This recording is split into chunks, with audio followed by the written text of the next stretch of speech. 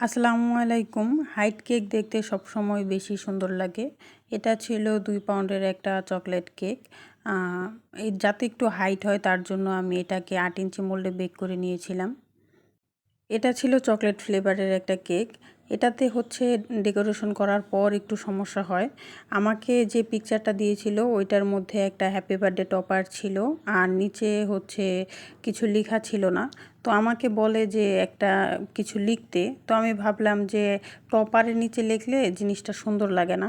তো পুরোটাই হচ্ছে আমি হুইপিং ক্রিম দিয়ে লিখে দিয়েছিলাম।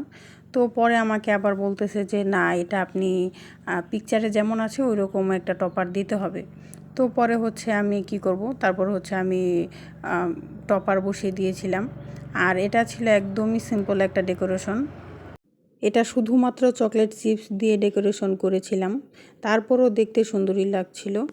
আর এটাকে দ্বিতীয়বার যখন ঠিক করেছিলাম সেই ছবিটাও হচ্ছে দিয়ে দিচ্ছি।